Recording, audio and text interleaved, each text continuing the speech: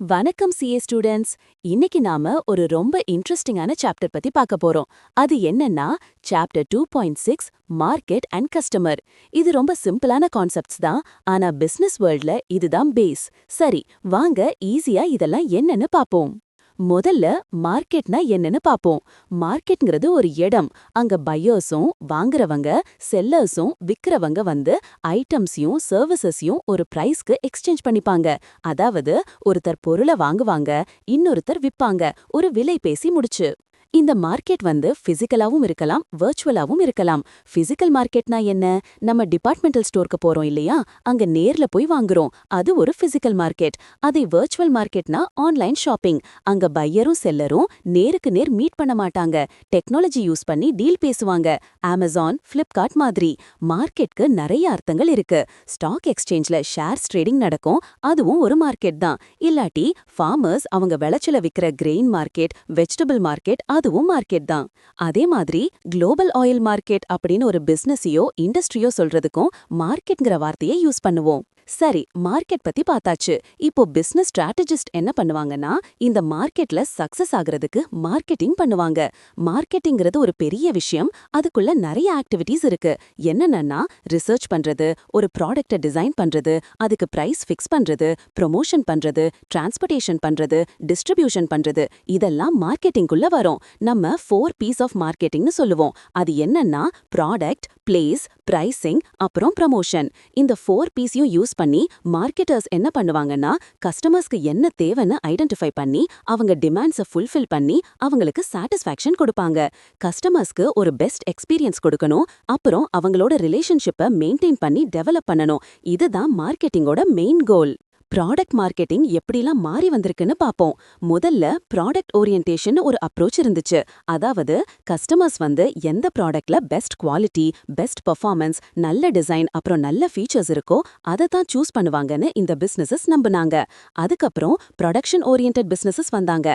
இவங்க என்ன நினைச்சாங்கன்னா, கஸ்டமர்ஸ் எப்பவுமே லோ பிரைஸ் ப்ராடக்ட்ஸ் தான் சூஸ் பண்ணுவாங்கன்னு. அதனால காஸ்ட்டை எப்படி குறைக்கலான்னு பார்த்தாங்க. அடுத்து சேல்ஸ் ஓரியன்டட் பிசினஸஸ்.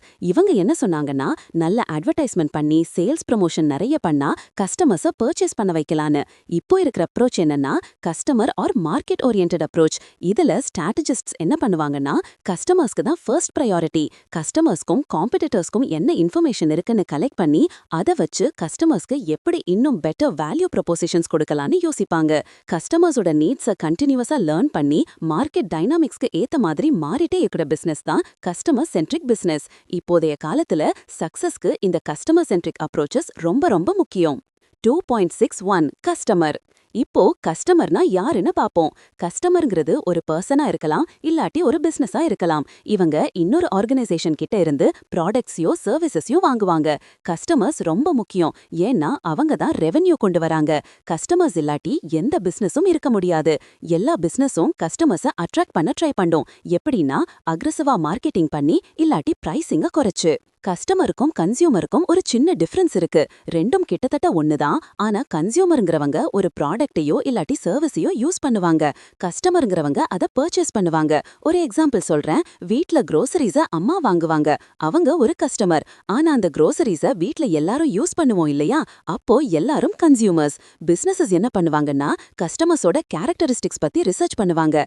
எதுக்குன்னா அவங்க மார்க்கெட்டிங் ஸ்ட்ராட்டஜிஸை இன்னும் ஃபைன் டியூன் பண்ணி நிறைய கஸ்டமர்ஸை அட்ராக்ட் பண்றதுக்கு. கஸ்டமர்ஸை கேட்டகரைஸ் பண்ணுவாங்க. எப்படி? அவங்க age, race, gender, ethnicity, economic level, geographic region, இதெல்லாம் வச்சு ஒரு ஐடியல் கஸ்டமர் ப்ரொஃபைல் உருவாக்குவாங்க. 2.62 கஸ்டமர் அனாலிசிஸ்.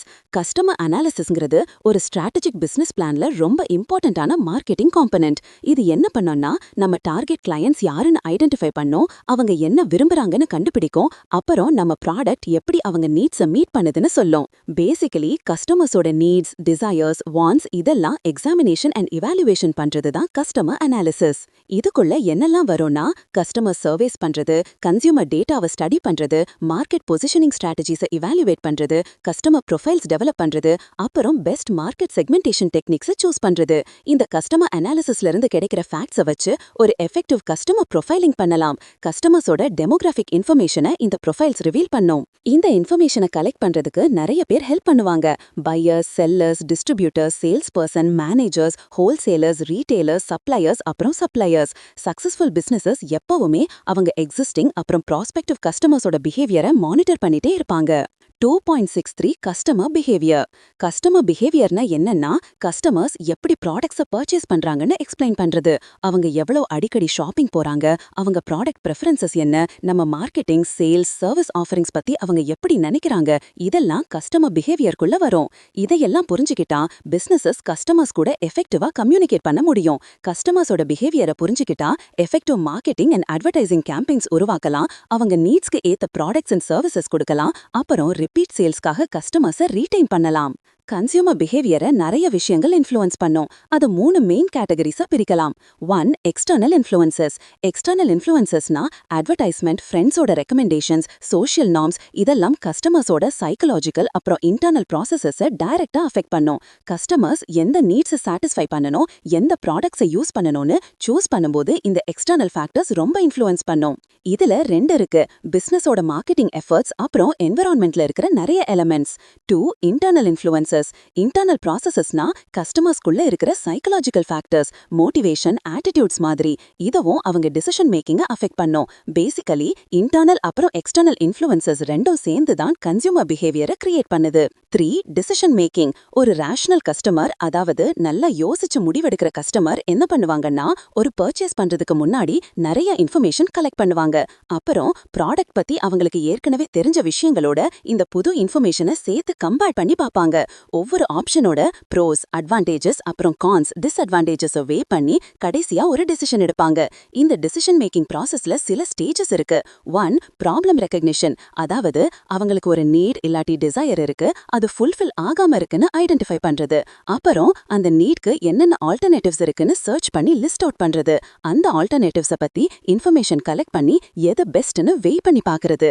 கடைசியா ஒரு ஃபைனல் சாய்ஸ் பண்றது. இந்த மாதிரி டிசிஷன் மேக்கிங் ப்ராசஸ் நம்ம கார் வாங்குறது, டிவி வாங்குறது இல்ல ரெஃப்ரிஜரேட்டர் வாங்குறது மாதிரி முக்கியமான பர்ச்சேசஸ்க்கு தான் நிறைய நடக்கும். ஐஸ்கிரீம் இல்ல சாஃப்ட் ட்ரிங்க்ஸ் வாங்குறதுக்கெல்லாம் இவ்வளோ யோசிக்க மாட்டோம் இல்லையா?